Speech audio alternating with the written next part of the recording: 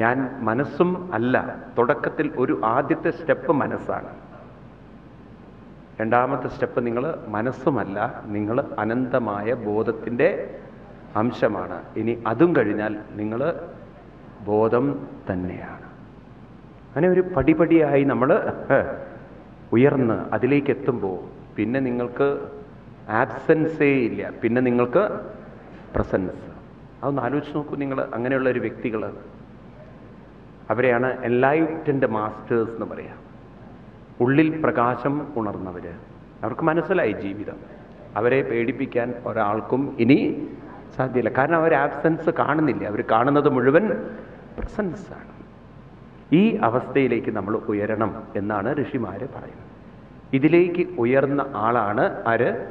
സീത. അതുകൊണ്ട് സീത എന്നുള്ള ശബ്ദത്തിന് പ്രകാശം എന്നാണ് അർത്ഥം. സീത എന്നുള്ള ശബ്ദത്തിന് അർത്ഥം പ്രകാശം എന്നാണ്. വെളുപ്പ് എന്നൊരർത്ഥമുണ്ട് സീത. സീതവർണ്ണം എന്ന് പറഞ്ഞാൽ വെളുത്ത വർണ്ണം എന്നാണ്. ഇവിടെ വെളുപ്പ് എന്ന് പറയുന്നത് വസ്ത്രത്തിൻ്റെ നിറത്തെയല്ല. ഇവിടെ വെളുപ്പ് എന്ന് പറയുന്നത് പ്രകാശം എന്നാണ്. ഏത് പ്രകാശം? ജ്ഞാനപ്രകാശം എന്നർത്ഥം. പ്രകാശം എപ്പോഴും അറിവുമായി ബന്ധപ്പെട്ടതാണ്. ഇരുട്ടിൽ നിന്ന് വെളിച്ചത്തിലേക്ക് വരണം എന്ന് ഋഷി പറയുമ്പോൾ, തമസോമ ജ്യോതിർഗമയ എന്ന് പറയുമ്പോൾ ആ ജ്യോതി എന്നതുകൊണ്ട് കത്തിച്ചു വെക്കുന്ന പ്രകാശത്തെ അല്ല അർത്ഥമാക്കിയത്. അജ്ഞാനത്തിൽ നിന്നും ജ്ഞാനത്തിലേക്കുള്ള ജ്ഞാനപ്രകാശേന വിശുദ്ധ സത്വ. അതാണ് ഉപനിഷത്തുകളിൽ പറയുന്നത്. ജ്ഞാനപ്രകാശേന വിശുദ്ധ സത്വ. ജ്ഞാനപ്രകാശം. ഉപനിഷത്തുക്കളിൽ എപ്പോഴും പ്രകാശത്തെക്കുറിച്ച് പറയുമ്പോൾ പറയുന്ന പ്രകാശം ജ്ഞാനപ്രകാശം, അറിവിൻ്റെ പ്രകാശം. അറിവിൻ്റെ പ്രകാശത്തിലേക്ക് ഉയർന്ന ആളെയാണ് സീത എന്നുള്ള വാക്ക്. ഭൂമിയിൽ നിന്നും ജനിച്ചവളാണ്. ഭൂമിയിൽ നിന്ന് ജനിക്കുക എന്ന് പറഞ്ഞാൽ ആബ്സെൻസിൽ നിന്നും പ്രസൻസിലേക്ക് ഉയർന്നവളാണ്. ഭൂമി എന്നത് എപ്പോഴും ആബ്സെൻസിലൂടെയും പ്രസൻസിലൂടെയും കടന്നു പോകുന്നു. നമുക്കറിയാം ഭൂമി കറങ്ങുകയാണ്. അപ്പോൾ ഒരു ഭാഗം പ്രസന്റ് ആകുമ്പോഴേക്കും നേരത്തെ ഉണ്ടായിരുന്ന ഭാഗം ആബ്സെൻ്റായി മാറി. മനസ്സിലാവുണ്ടോ? അയോനിജയാണ് ദേവി. അയോനിജ എന്ന് പറഞ്ഞാൽ, അയോനിജ എന്ന് പറഞ്ഞാൽ ജനിക്കാത്തവൾ എന്നുള്ള അർത്ഥത്തിൽ. അയോനിജ, അയോനിജ എന്നാണ് ദേവിയെ വിളിക്കുക, സീതയെ വിളിക്കുക. എന്ന് പറഞ്ഞാൽ ജനിച്ചു വരാത്തവൾ, ഭൂമിയിൽ നിന്ന് വന്നവളാണ്. അപ്പോൾ അതിൽ നിന്ന് തന്നെ വ്യക്തമാണ് സീത എന്ന് പറയുന്നത് ഒരു പെണ്ണല്ല എന്നത്. സീതയെ ഒരു പെണ്ണായി കാണുന്നതിലാണ്, കഥാപാത്രമായി കാണുമ്പോഴാണ് നിങ്ങൾക്ക് വേണ്ടാത്ത ചോദ്യങ്ങളൊക്കെ ഉള്ളത്. നിങ്ങൾ സീതയെ ഒരു മനസ്സായി കാണുമ്പോൾ നിങ്ങൾക്ക് മനസ്സിലാവും സീത രാമൻ തന്നെ ഉപേക്ഷിച്ചിട്ടും മാനസികമായി തളർന്നിട്ട്. അപ്പം നമുക്ക് രണ്ട് തലത്തിൽ നമ്മളെ നോക്കാം. ഇതിനെ പറയും സ്ഥൂലതലമെന്നും സൂക്ഷ്മതലമെന്നും. വേദാന്തം എന്ന് പറയുന്നത്, ആത്മീയത എന്ന് പറയുന്നത് സ്ഥൂല ദർശനമല്ല, സൂക്ഷ്മദർശനം. അതുകൊണ്ടാണ് അതിനെ സുദർശനം എന്ന് പറയുന്നത്. ഭഗവാന്റെ കയ്യിലുള്ള ചക്രത്തിൻ്റെ പേര് സുദർശനം എന്നാണ്. സൂക്ഷ്മദർശനം എന്നാണ് അർത്ഥം. സുദർശനം എന്ന് പറഞ്ഞാൽ സൂക്ഷ്മദർശനം എന്നാണ്. അത് സ്ഥൂല ദർശനമല്ല. കൃഷ്ണൻ അതുകൊണ്ടാണ് പറഞ്ഞത് വിമൂഢാനാനുപശ്യന്തി പശ്യന്തി. ജ്ഞാനമാകുന്ന കണ്ണുകൊണ്ടേ ഇത് കാണാൻ പറ്റില്ല. ഇപ്പം നിങ്ങൾ നിങ്ങളെ ജ്ഞാനക്കണ്ണുകൊണ്ട് കാണാൻ തുടങ്ങുമ്പോൾ നിങ്ങൾ ഒരിക്കലും ആബ്സെൻ്റ് അല്ല, നിങ്ങളെപ്പോഴും പ്രസൻ്റാണ്. ഇന്നലെയും പ്രസൻ്റാണ്, ഇന്നും പ്രസൻ്റാണ്. അപ്പോൾ ഉറപ്പിക്കണം, ഇന്നലെ ശരീരം പ്രസൻ്റ് ആയതല്ല, ആ ശരീരമല്ല ഇന്ന് പ്രസൻ്റ് ആയിരിക്കുന്നത്. ഇന്നലത്തെ ശരീരം പോയി കഴിഞ്ഞു, അത് ആബ്സെൻ്റ് ആയി കഴിഞ്ഞു. പക്ഷേ ഇന്നലത്തെ മനസ്സും എൻ്റെ കൂടെ ഉണ്ട്. ക്ലിയർ അല്ലേ? അത് ശരിയാണോ പറയുന്നത്? അപ്പം ശ്രദ്ധ മാറ്റി നമ്മുടെ ജീവിതത്തെ നമ്മൾ മാറ്റിയെടുക്കണം. വാസ്തവത്തിൽ നിങ്ങളുടെ ജീവിതത്തിൻ്റെ മുഴുവൻ രസവും ഇരിക്കുന്നത് നിങ്ങളുടെ കയ്യിലാണ്. ഇങ്ങനെ കളിക്കാൻ നിങ്ങൾക്ക് കഴിയോ?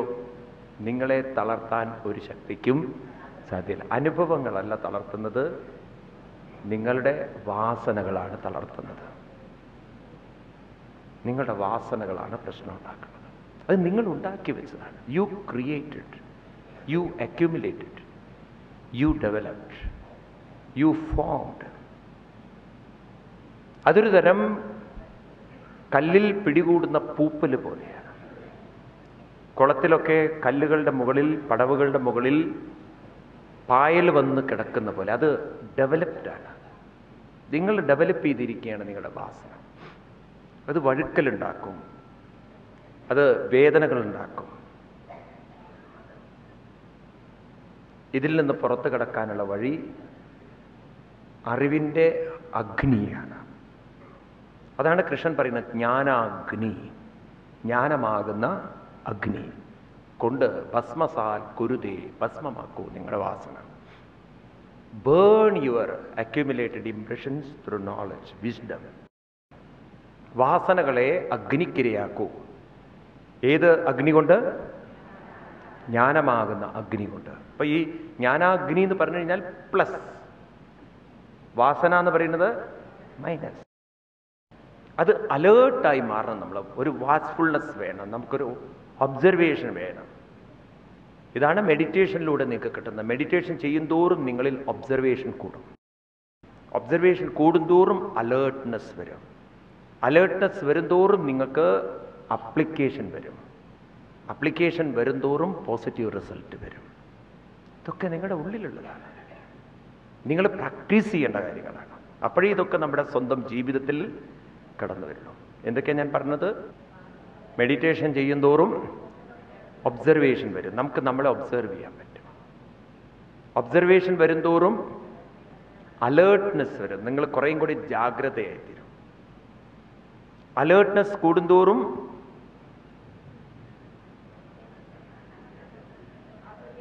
അപ്ലിക്കേഷൻ വരും. അപ്ലിക്കേഷൻ അല്ല, അപ്ലൈ ചെയ്യാൻ പറ്റും. അപ്ലിക്കേഷൻ എന്ന് പറഞ്ഞാൽ നെഗറ്റീവ് ചെയ്യാനും പോസിറ്റീവ് ആക്കാനും നമുക്ക് സാധിക്കും. അപ്ലിക്കേഷൻ കൂടുന്തോറും നമുക്ക് പോസിറ്റീവ് റിസൾട്ട് വരാൻ തുടങ്ങും. മനസ്സിലായില്ലേ? നിങ്ങൾക്ക് മനസ്സിലാവും, എപ്പോഴും ജീവിതത്തിൽ സന്തോഷം മാത്രമേ ഉള്ളൂ. ദുഃഖം എന്നത് വാസനകളിലാണ്, സന്തോഷം എന്നത് അറിവിലാണ്. Happiness always lies in knowledge and misery always lies in your own vasanas. നിങ്ങൾക്ക് മനസ്സിലാവും. അപ്പൊ ദുഃഖിക്കുന്നോ ദുഃഖിക്കണ്ടയോ എന്ന് നിശ്ചയിക്കേണ്ടത് നിങ്ങളാണ്. വാസനകൾ കടിമപ്പെട്ടോ എങ്കിൽ നിങ്ങൾ ദുഃഖിക്കാൻ ബാധ്യസ്ഥരാണ്. നിങ്ങൾ അറിവിലേക്ക് ഉയരണോ എങ്കിൽ നിങ്ങൾക്ക് ദുഃഖത്തിൽ നിന്നും വേഗം പുറത്ത് കിടക്കാം. നിങ്ങളെ ദുഃഖിപ്പിക്കാൻ പറ്റില്ല. നോക്കൂ, നിങ്ങൾ എത്ര ക്ലിയർ ആണത്, അല്ലേ? ഇതാണ് ഭാരത ഋഷീശ്വരന്മാർ കണ്ടെത്തിയ ട്രിക്കുകൾ മുഴുവൻ. ഇത് മുഴുവൻ നമ്മുടെ മനസ്സിൽ നമുക്ക് പ്ലേ ചെയ്യാൻ പറ്റണം. അപ്പോഴാണ് നിങ്ങൾ സ്പിരിച്വൽ ആവുന്നത്. അങ്ങനെ ഒരു സൊസൈറ്റി ഡെവലപ്പ് ചെയ്യുമ്പം അവിടെ എന്നും ശാന്തി ശാന്തി ശാന്തി, എന്നും സമാധാനം മാത്രമേ ഉള്ളൂ. ബാക്കിയുള്ളതുണ്ടല്ലോ, വാസ്തവത്തിൽ ഇന്ന് സൊസൈറ്റി പറയുന്നതൊന്നും 100% നമുക്ക് ട്രൂത്ത്ഫുള്ളി സാധ്യമല്ല. ഫോർ എക്സാമ്പിൾ, കമ്മ്യൂണിസം പറയുന്നു, സോഷ്യലിസം എന്നുള്ളത് ഇംപോസിബിൾ ടാസ്ക്. 100% സോഷ്യലിസം ലോകത്തിൽ ഒരിക്കലും സാധ്യമല്ല. ഇക്വാലിറ്റി എന്നുള്ളത് ഇംപോസിബിളാണ്. സ്റ്റുപ്പിഡിറ്റിയാണ് അവർ പറയണത്. കാരണം എന്താണെന്ന് വെച്ചാൽ, നിങ്ങളുടെ സ്വന്തം വീട്ടിൽ തന്നെ നിങ്ങൾ നോക്കൂ, എല്ലാവരോടും ഒരു ട്രീറ്റ്മെൻറ്റിൽ നമുക്ക് പെരുമാറാൻ പറ്റില്ല.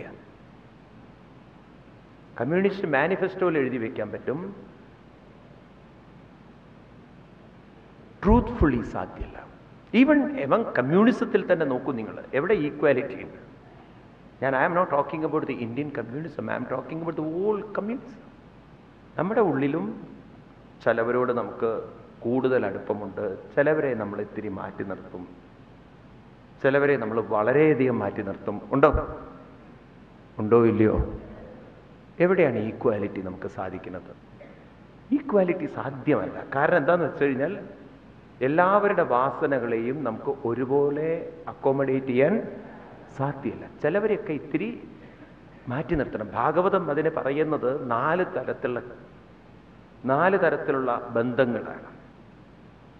നല്ലൊരു അപ്രോച്ചാണ് ഭാഗവത്തിൽ ഞാൻ കണ്ടിട്ടുള്ളത്. ചിലവരെ നിങ്ങൾ ഉപേക്ഷ ചെയ്യണം എന്നാണ്. ഉപേക്ഷ ചെയ്യുക എന്ന് പറഞ്ഞാൽ അവരെ കുറച്ച് അകറ്റി നിർത്തണം. കാരണം അവരെത്ര പറഞ്ഞാലും സ്വയം ഇംപ്രൂവ് ചെയ്യാൻ തയ്യാറില്ല. കുറെ ഇംപ്രൂവ് ചെയ്യാനുള്ള വഴികൾ പറഞ്ഞു കൊടുത്തിട്ടും ഇംപ്രൂവ് ചെയ്യാത്ത ആളുകളെ ബെറ്റർ കീപ്പ് എവേ. മനസ്സിലായില്ലേ? അതുകൊണ്ടാണ് അവരെയാണ് ശൂദ്രൻ എന്ന് പറയുന്നത്. നമ്മൾ ഈ ജാതിയൊക്കെ ഉണ്ടല്ലോ, വാസ്തവത്തിൽ അങ്ങനെയാണ് ശരിക്കും വന്നത്. കൃഷ്ണൻ അങ്ങനെയാണ് ജാതിയെ വർണ്ണിക്കുന്നത്. ഗുണകർമ്മം എന്നാ പറഞ്ഞത്. ഗുണം എന്ന് പറഞ്ഞു കഴിഞ്ഞാൽ ക്വാളിറ്റി ഓഫ് മൈൻഡ് എന്നാണ്, അല്ലാതെ ക്വാളിറ്റി ഓഫ് ബർത്ത് അല്ല. ജന്മകർമ്മം എന്നല്ല പറഞ്ഞത്, ഗുണകർമ്മം. അപ്പൊ ചിലവരെ മാറ്റി നിർത്തണം. അതുകൊണ്ടാണ് ഈ ശൂദ്രന്മാരെ മാറ്റി നിർത്തുക എന്ന് പറഞ്ഞാൽ, ശൂദ്രൻ എന്ന് പറഞ്ഞാൽ സ്വയം മാറാൻ തയ്യാറില്ലാത്തവർ, വെരി അഡമന്റ് സ്വഭാവമുള്ളവർ. രണ്ടാമത്തെ കൂട്ടരോട് അവരോട് കുറച്ച് കാരുണ്യം കാണിക്കണം, കരുണ കാണിക്കണം. അതാരാണ്? Those who are ready to change. അപ്പൊ അവരെ ഉയർത്തിക്കൊണ്ടുവരാൻ ഈ കാര്യങ്ങൾ അവർക്ക് പറഞ്ഞു കൊടുക്കണം. അപ്പൊ ആരാണോ കേൾക്കാനുള്ള ഒരു ജിജ്ഞാസ, മാനസികാവസ്ഥയുള്ളത്, അവരെയാണ് വൈശ്യൻ എന്നുള്ള വാക്ക്. വൈശ്യൻ എന്ന് പറഞ്ഞാൽ വിശദി എന്നാണ് ആ വാക്കിനർത്ഥം. അതായത് മനസ്സ് തുറക്കാൻ തയ്യാറുള്ളവർ, ചേഞ്ച് ചെയ്യാൻ തയ്യാറുള്ളവർ, അഡമന്റ് മൈൻഡിനെ മാറ്റാൻ കഴിവുള്ളവർ. ഒരു ചേഞ്ച് ആർക്ക് താല്പര്യമുണ്ടോ അവരെയാണ് വൈശ്യൻ, വിശദി. എന്നാൽ വേറെ ചില ആളുകളോട് ചേഞ്ച് ചെയ്യാൻ താല്പര്യം കാണിക്കണമെന്ന് മാത്രമല്ല, വേറെ ഒരു രണ്ടാമത്തത്, അവരോട് നിങ്ങൾ എന്ത് കാണിക്കണം? മൈത്രീഭാവം, മിത്രഭാവം. അതാരാണ്? ഏറെക്കുറെ സമാനമായി ചിന്തിക്കുന്ന ആളുകൾ. അതായത് ഒരു തമാശ പറഞ്ഞാലും ഇൻസൾട്ട് ചെയ്താലും വേദനിപ്പിച്ചാലും അതൊന്നും സീരിയസ് ആയി എടുക്കാത്ത, അപ്പം തന്നെ അതിനെ നെഗറ്റ് ചെയ്തു, അതിലും ഹയറായി ചിന്തിക്കാൻ പറ്റുന്നവർ. അങ്ങനെയുള്ളവരോട് എന്ത് പറഞ്ഞാലും കുഴപ്പമില്ല. ചിലവർക്കുണ്ടല്ലോ വലിയ പ്രശ്നമാണ്, ചില ഈഗോ വല്ലാത്തവരെ ബാധിക്കും. ഞാൻ എൻ്റെ കൂടെ ഒരിക്കലൊരു ജഡ്ജ് യാത്ര ചെയ്യണ്ടായി. ഞങ്ങളൊരു യാത്ര പോവുകയാണ്, ഒരു കാറിലാണ് പോകുന്നത്. അപ്പം ഞാൻ ഇദ്ദേഹത്തിനോട് പറഞ്ഞു, കാറിൽ കയറിയപ്പോൾ തന്നെ, നിങ്ങൾ കോടതിയായിരിക്കാം, you are no more a judge, നിങ്ങളൊരു സാധാരണ മനുഷ്യനാണ്. അതുകൊണ്ട് ജഡ്ജിമാരെ കുറിച്ചുള്ള ജോക്ക് പറയും, എല്ലാം പറയും, ഒന്നും ഹേർട്ടാവരുത്. ഇദ്ദേഹം പറഞ്ഞു ഓക്കെ സ്വാമി, നോ പ്രോബ്ലം എന്നൊക്കെ പറഞ്ഞ് ഞാനും കുറേ ജഡ്ജിമാരെ കുറിച്ചുള്ള നല്ല നല്ല ജോക്കുകൾ അടിച്ചു കൊടുത്തു. നേരത്തെ പറഞ്ഞില്ലേ, ഒരു സ്ത്രീ പറഞ്ഞൊരു ജോക്ക് ഞാൻ പറഞ്ഞില്ലേ, ഇതൊന്നും മര്യാദക്കാരോട്, നല്ല സംസ്കാരമുള്ളവരോട് പറയാൻ കൊള്ളുന്നതല്ല. അപ്പോൾ വക്കീൽ പറഞ്ഞു, എന്നാൽ ഇതൊക്കെ ജഡ്ജിനോട് പറയുന്നൊക്കെ പറഞ്ഞപ്പോൾ ഇങ്ങനെയൊക്കെയുള്ള ജോക്ക് പറയുമ്പോൾ അദ്ദേഹം തിരിക്കുന്നുണ്ട്. കുറേ കഴിഞ്ഞപ്പോൾ എൻ്റെ കൂടെയുള്ള ഒരാൾ ജോക്ക് പറഞ്ഞു, അത് അയാൾക്ക് വല്ലാതെ ഫീൽ ചെയ്തു. അദ്ദേഹം മിണ്ടാതി ഒരക്ഷരം മിണ്ടില്ല. ഞാൻ അദ്ദേഹത്തിനോട് പറഞ്ഞു, ഇപ്പോൾ ഞാൻ തീരുമാനിക്കും, you get out from my car, ഇനി എൻ്റെ കൂടെ യാത്ര ചെയ്യാൻ പറ്റില്ല. ഒരു നിമിഷം നിങ്ങൾ സീരിയസ് ആണെങ്കിൽ പിന്നെ എൻ്റെ കൂടെ യാത്ര ചെയ്യാൻ പറ്റില്ല. Get out. അങ്ങ് എങ്ങനെ പോയാലും എനിക്ക് കുഴപ്പമില്ല, ഐ ഡോണ്ട് കെയർ ഇറ്റ്. അപ്പോൾ അത്ര ഒരു പിടിവാശി. കാരണം ആ ശൂദ്രൻ്റെ സ്വഭാവത്തിൽ നിന്നും ഞാനൊരു ജഡ്ജാണ്, അപ്പം എന്നെ എങ്ങനെ ഇൻസൾട്ട് ചെയ്യാൻ പാടുള്ളൂ. അപ്പം അതാണ് നമുക്കുണ്ടല്ലോ ചില സ്വഭാവങ്ങൾ പെട്ടെന്ന് അങ്ങോട്ട് വിടാൻ പറ്റില്ല. അതുകൊണ്ട് സമാന മനസ്കരായിട്ടുള്ള ആളുകളെ കിട്ടിക്കഴിഞ്ഞാൽ അതൊരു നല്ലൊരു സുഖമുള്ള ജീവിതമാണ്. കാരണം ആരും ഒന്നും സീരിയസ് ആയി എടുക്കില്ല. അപ്പം പിന്നെ ആർക്കും ആരെയും ഹേർട്ട് ചെയ്യാനും, മറ്റതെന്താ സംഭവിക്കുന്നത് ചോദിച്ചു കഴിഞ്ഞാൽ, ഒരാളെ ഹേർട്ട് ചെയ്യുന്നുണ്ടെങ്കിൽ പിന്നെ നമ്മൾ പറയാൻ മടിക്കും. അപ്പം പിന്നെ നിങ്ങളെല്ലാം ഒരു ടൈപ്പ് ചെയ്തിട്ട വാക്കുകൾ ഉപയോഗിക്കണം. അപ്പം ടൈപ്പ് ചെയ്ത വാക്കുകൾ ഉപയോഗിക്കുമ്പോൾ നമുക്കറിയാം അത് ഹൃദയത്തിൽ നിന്നല്ല വരുന്നത്, അത് വെറും ഒരു പ്ലീസ് ചെയ്യാനുള്ള വാക്കുകളാണ്. ഇപ്പം നിങ്ങൾ ബോസിനോടൊക്കെ, ഓഫീസിൽ ജോലി ചെയ്യുന്നവരോടൊക്കെ, സീനിയർ ഓഫീസേഴ്സിനോടൊക്കെ സംസാരിക്കുന്ന പോലെയൊക്കെ ഒരു ടൈപ്പ്ഡ് വേർഡുകൾ, അപ്പോൾ ഒരു ഹൃദയം അവിടെ കണക്ട് ചെയ്യില്ല. അപ്പോൾ പിന്നെ രസമില്ല. ഇപ്പൊ സ്വന്തം വീട്ടിലങ്ങനെ ടൈപ്പ് ചെയ്ത വാക്കുകൾ പറയുമ്പോൾ നോക്കൂ നിങ്ങൾ, നാടകത്തിലൊക്കെ പ്രിയേ ചേട്ടൻ എന്നെ വിളിച്ചു ഒക്കെ നാടകത്തിലൊക്കെ മനസ്സിലായില്ലേ? സ്വന്തം ജീവിതത്തിൽ അങ്ങനെയൊക്കെ ഡയലോഗ് അടിക്കുക പറഞ്ഞാൽ,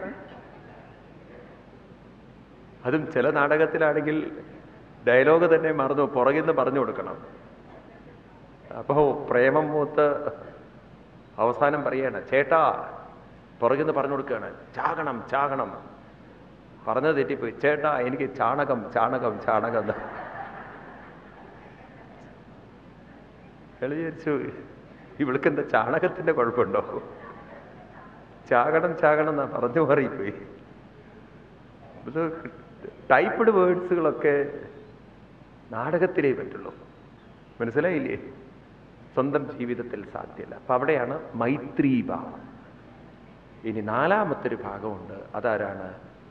ചിലവരോട് നമ്മൾ റെസ്പെക്ട്ഫുള്ളായിട്ട് ബിഹേവ് ചെയ്യേണ്ടതുണ്ട്. റെസ്പെക്ട്ഫുള്ളായിട്ട് ബിഹേവ് ചെയ്യേണ്ടത്. ആരിലാണോ നമുക്ക് നല്ല ചിന്തകൾ കാണാൻ സാധിക്കുന്നത്, ആരാവട്ടെ അവരെയൊക്കെ നമ്മൾ റെസ്പെക്ട് ചെയ്യണം. ഏത് കമ്മ്യൂണിറ്റി ആവട്ടെ, ഏത് ജാതി ആവട്ടെ, ഏത് മതമാവട്ടെ, ഏത് വിദ്യാഭ്യാസമുള്ളവരാവട്ടെ. മനസ്സിലാവുണ്ടോ? 24 ഗുരുക്കന്മാരെ കൃഷ്ണൻ ഭാഗവത്തിൽ പറയും. എവിടുന്നൊക്കെ നല്ല പോസിറ്റീവ് ചിന്തകൾ കിട്ടുന്നുണ്ടോ അവിടെയൊക്കെ നമ്മൾ റെസ്പെക്ട് ചെയ്യാൻ പഠിക്കണം. ഇതൊക്കെയാണ് 4 കാര്യങ്ങൾ. എന്തൊക്കെയാണ്? ചിലവരെയൊക്കെ മാറ്റി നിർത്തണം, ചിലവരെയൊക്കെ സഹായിക്കണം, കാരണം അവർ തയ്യാറാണ്. ചിലവരോട് നമുക്ക് തോളിൽ കൈയിട്ട് നടക്കാൻ സാധിക്കും. ചിലവരെ നമ്മൾ ഇത്തിരി റെസ്പെക്ട് ചെയ്യണം, അതാരാവട്ടെ. ഇപ്പം ഈ ഭാര്യാഭർത്ത ബന്ധത്തിലായാൽ പോലും ഇപ്പം ഭർത്താവിൽ നിന്ന് നല്ലത് കിട്ടുന്നുണ്ടെങ്കിൽ റെസ്പെക്ട് ചെയ്യാൻ പറ്റും.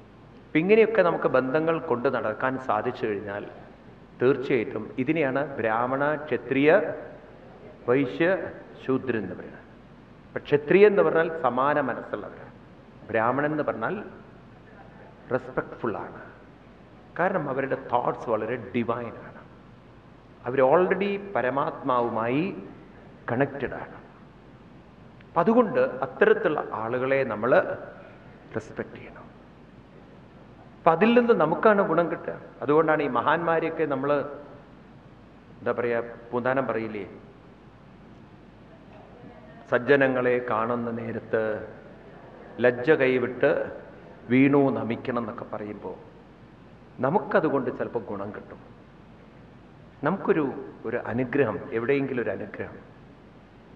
ഭാഗവതത്തിൽ പിങ്കളാനാമവേശ്യ എന്ന് പറയുന്ന സ്ത്രീ മനസ്സുകൊണ്ട് ദത്താത്രേയനെ നമസ്കരിച്ചതും അദ്ദേഹത്തിൻ്റെ ഒരു അനുഗ്രഹം അവരുടെ ജീവിതം തന്നെ മാറ്റി മറിക്കാൻ ഇടവന്നു. ഇങ്ങനെയൊക്കെ നമ്മുടെ ജീവിതത്തിൽ പരിവർത്തനങ്ങൾ വരുത്താൻ നമുക്ക് സാധിക്കും.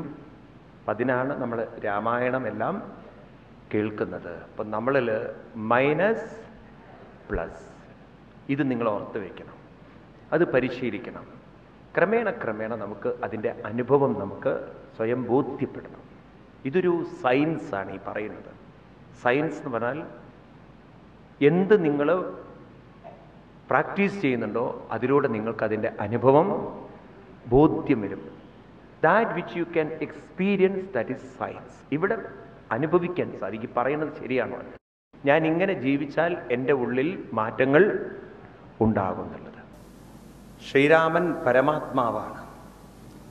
ഭാഗവതത്തിലും കൃഷ്ണനെ പരമാത്മാവായി കാണാൻ വേണ്ടി പറയും. ഒരു വിദ്യാഭ്യാസവുമില്ലാത്ത ഗോപികൾ പോലും പറയും,